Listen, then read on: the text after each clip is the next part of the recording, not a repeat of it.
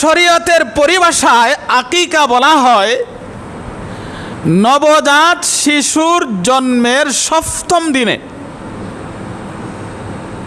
যে পশু জবাই করা হয় তাকে আকিকা বলা হয়। ইসলামী শরীয়তে আকিকার হুকুম কি? ইমাম মালিক রহমতুল্লাহি আলাইহি, ইমাম শাফিঈ রহমতুল্লাহি আলাইহি তারা বলেন আকিকা করা হলো সুন্নাত। ইমাম আহমদ রহমতুল্লাহি আলাইহি তিনি বলেন আকিকা করা হলো ওয়াজিব। আমাদের ইমাম আবু হানিফা রহমতুল্লাহি আলাইহি তিনি বলেন আকিকা করা হলো মুস্তাহাব। আকিকা করা হলো মুস্তাহাব। তাহলে আমরা বুঝতে পারলাম আকিকার শরঈ বিধান। আকিকা করব কিভাবে, এর পদ্ধতি কি? নবজাত শিশুর জন্মের 7ম দিনে, নবজাত শিশুর জন্মের 7ম দিনে নিয়ম হলো তার একটা সুন্দর নাম রাখা এবং তার মাথার চুলগুলো মুন্ডানো। মাথার চুলগুলো ওজন করে সমপরিমাণ স্বর্ণ অথবা রূপা অথবা স্বর্ণ রূপা ওজন করে তার মূল্য আল্লাহর রাস্তায় দান করা এবং তার মাথার চুলগুলো মাটির নিচে ফুতে রাখা এবং এই বাচ্চার মাথায় জাফরান অথবা কোনো সুগন্ধি লাগানো এবং ছেলে হলে 2টি বকরি অথবা 2টা ভেড়া অথবা 2টা দুম্বা, মেয়ে হলে 1টা বকরি অথবা 1টা ভেড়া 1টা দুম্বা। আর যদি বড় পশুতে অংশ নেয়, মহিষ, উট, গরু, তাহলে ছেলে হলে 2টা অংশ নেওয়া, মেয়ে হলে 1টা অংশ নেওয়া। আর ছেলে যদি হয়, ছেলের উত্তম হলো 2টা অংশ নেওয়া, 1টা অংশের মাধ্যমে অথবা 1টা ছাগল, 1টা ভেড়া, 1টা দুম্বার মাধ্যমেও যদি আকিকা করে আদায় হবে। কিন্তু সামর্থ্য থাকলে বড় পশুতে 2টা অংশ নেওয়া, ছোট পশু হলে 2টা দেওয়া ছেলের বেলায়। এটা হলো উত্তম। 7ম দিনে জবাই করা, এটাকে আকিকা বলা হয়। মাহতারাম হাজিরিন, নবজাত শিশুর জন্মের 7ম দিনে তার একটা সুন্দর নাম রাখা, এমন নাম রাখা যেগুলো কোরআন হাদিসে পাওয়া যায় অথবা নবীদের নামের সাথে মিলিয়ে, সাহাবায়ে কেরামের নামের সাথে মিলিয়ে। এখন তো আমাদের সমাজে এমন নাম রাখে না কোরআনে আছে না হাদিসে আছে না তার কোনো অর্থ আছে, অর্থ ছাড়া নাম। এই জন্য একটা সুন্দর নাম রাখা, নামেরও একটা আসর আছে, বাচ্চাদের নামেরও একটা আসর আছে, সুন্দর নাম রাখা। আর বললাম একটা এখানে বললো 1 কথা 2 নম্বর হলো বলছে তার মাথার চুলগুলো মুন্ডানো। মাথার চুলগুলো মুন্ডায়া ওজন করে স্বর্ণরূপা অথবা সেই পরিমাণ টাকা দান করা। আপনি বেশি টাকা আসবে না, বেশি টাকা আসে না, ও তো 1000, 1500, 12 নিচেও হতে পারে বা একটু কম বেশি হতে পারে, বেশি টাকা আসে না। এই জন্য এটা আমলটা করা।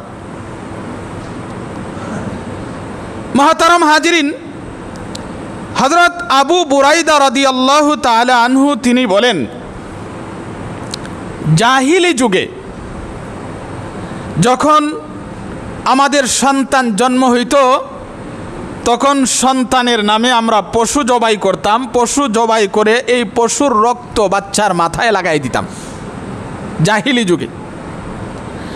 যখন ইসলাম আগমন করলো তখন আমাদের নবী বিশ্বনবী বললেন নবজাত শিশুর জন্মের 7ম দিনে তার সুন্দর নাম রাখার, তার মাথা মুন্ডন করার এবং আকিকা করার। তখন আমরা ওই পদ্ধতি ছেড়ে দিলাম। ইসলাম ধর্ম অনুযায়ী, নবীজির আদেশ অনুযায়ী আমরা বাচ্চাদের সুন্দর নাম রাখতে শুরু করলাম এবং তার মাথা মুন্ডাইতে শুরু করলাম এবং তার পক্ষ থেকে আকিকা করতে শুরু করলাম। এখন আমাদের জানার দরকার আকিকা কতদিন করা যায়। উত্তম হলো নবজাত শিশুর জন্মের 7ম দিনে। 7ম দিন মানে 7 দিনের মাথায়। নবজাত শিশু যেদিন জন্মগ্রহণ করেছে এর আগের দিন, মানে যদি শুক্রবারে জন্মগ্রহণ করে থাকে তাহলে বৃহস্পতিবারে, এর সামনের যে বৃহস্পতিবার, যদি বৃহস্পতিবারে জন্মগ্রহণ করে থাকে তাহলে বুধবারে, যে সপ্তাহের যে দিনে জন্মগ্রহণ করেছে এর আগের দিন, তাহলে 7 দিনের মাথায় হবে। 7 দিনের মাথায় যদি না পারা যায় তাহলে 14তম তারিখে, 14 দিনের দিনও যদি না পারা যায় তাহলে 21 তারিখে, এটাও যদি না পারা যায় তাহলে মৃত্যুর আগ পর্যন্ত আকিকা করা যায়, কিন্তু খেয়াল রাখা 7ম দিনের। আমাদের নবী বিশ্ব নবী নবুয়ত প্রাপ্তির পরে নবীজির আকিকা করেছেন।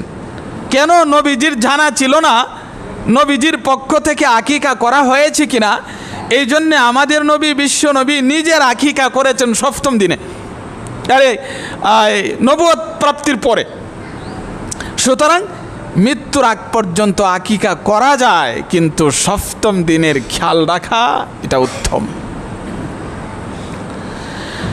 এবং আমরা এর আগে বুঝতে পারলাম ছেলে হলে 2টা, মেয়ে হলে 1টা, তবে ছেলের বেলায় 1টাও আদায় হবে, কিন্তু সামর্থ্য থাকলে 2টা দেওয়া। হযরত সামুরা ইবনে জুনদুব রাদিয়াল্লাহু তাআলা আনহু বলেন,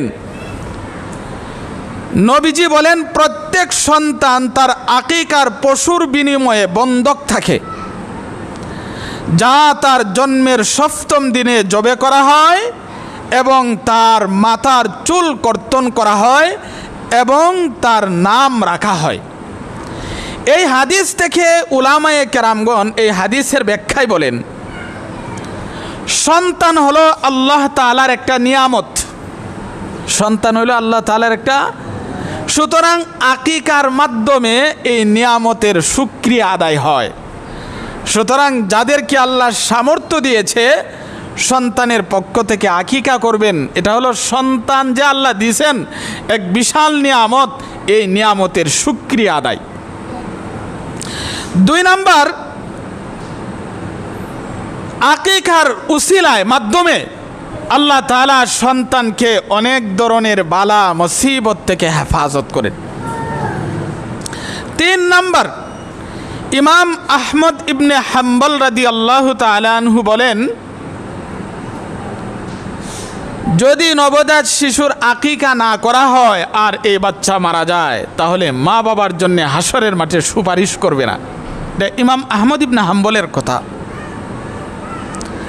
এবং 4 নাম্বার, যদি আকিকা না করা হয় তাহলে সন্তানের যে লালন পালন ও শারীরিক মানসিক উন্নতি কাঙ্ক্ষিত রূপে অর্জিত হয় না। এই জন্য মাহতারাম হাজিরিন, সামর্থ্য থাকলে আকিকা করা, যাদের সামর্থ্য আছে আল্লাহ তাআলা আকিকা করার তৌফিক দান করুন, সকলে বলুন আমিন। এবার আসুন আকিকার গোশতের বিধান নিয়ে। আকিকার গোশত মা বাবা, দাদা দাদি, নানা নানি, ধনী গরিব সবাই খেতে পারে। আকিকার গোশত সবাই খেতে পারে, এমন কি যে আকিকা করছে সে যদি বড় হয়ে আকিকা করে তার আকিকার গোশত সেও খাইতে পারে, কোনো অসুবিধা নাই। তাহলে এখানে পরিষ্কার জানা হলো আকিকার গোশত মা বাবা, দাদা দাদি, নানা নানি, আত্মীয় স্বজন, ধনী গরিব সবাই খেতে পারে, কোনো অসুবিধা নাই। অনেকে মনে করে আকিকার গোশত মা বাবা খাইতে পারে না, আকিকার গোশত সে নিজে খেতে পারবে না। আকিকার গোশত সবাই খেতে পারবে, কোনো অসুবিধা নাই। এবং আকিকার গোশত সরাসরি গোশত বন্টন করেও দেওয়া যায়, আবার ফাঁকায়া দাওয়াত দিয়াও খাওয়ানো যায়। আপনি সরাসরি গোশত বন্টন করে দেন, তাও পারেন, অথবা আপনি জবাই করে এই গোশতগুলো বন্টন করে দেন, নিজে কিছু খান, আত্মীয় স্বজনকে দেন, গরিব গুড়ারেও দেন, এভাবে বন্টন করেও খেতে পারেন। অথবা ফাঁকায়া দাওয়াত দিয়াও খাওয়াইতে পারেন, কোনো অসুবিধা নাই। কিন্তু আকিকার অনুষ্ঠান কইরা মানুষের কাছ থেকে টাকা উসুল করা, এটা ডাকাতি ছাড়া আর কিছু নয়। অনেকে আছে আকিকার অনুষ্ঠান করে, বিশাল অনুষ্ঠান করে চেয়ার টেবিল নিয়ে বসে, এরপরে যারা আসে দাওয়াত খাওয়ার জন্য এদের কাছ থেকে টাকা নেই। আকিকার অনুষ্ঠানে এইভাবে টাকা নেওয়া এটা জায়েজ না, এটা সম্পূর্ণ নিষেধ। এই জন্যে এটা থেকে বিরত থাকতে হবে। আর আকিকার পশুর চামড়ার ব্যাপারে বিধান হলো, চামড়া যদি কেউ নিজে ব্যবহার করতে চায় করতে পারে, এছাড়া যদি চামড়া বিক্রয় করে ফেলে তাহলে এই টাকা পুরাটা দান করে দিতে হবে। এবং আকিকা সম্পর্কে আরেকটা মাসালা হলো, একই পশুতে আকিকা এবং কুরবানি করা যাবে কিনা। ধরেন একটা গরু আনছেন, একটা গরুতে 7টা অংশ আছে, এর মধ্যে কয়েকটা অংশ নিলেন আকিকার, কয়েকটা অংশ নিলেন কুরবানির। অথবা আপনারা ধরেন 2 জনে একটা গরু আনছেন, আপনার পুরা নিয়ত হলো কুরবানি, আর যাকে অংশীদার নিলেন তার নিয়ত হলো আকিকা। ও আকিকা আর কুরবানি একসাথে, কোনো অসুবিধা নাই, কোনো অসুবিধা নাই। আকিকা এবং কুরবানির নিয়তে একই পশুতে শরীক হতে পারে, কোনো অসুবিধা হবে না। তাহলে মাহতারাম হাজিরিন, আমরা বুঝতে পারলাম আকিকার শরী বিধান এবং আকিকা আদায়ের সঠিক পদ্ধতি কি। আল্লাহ তাআলা যাদেরকে সামর্থ্য দিয়েছেন আকিকা করার তৌফিক দান করুন, সকলে বলুন আমিন।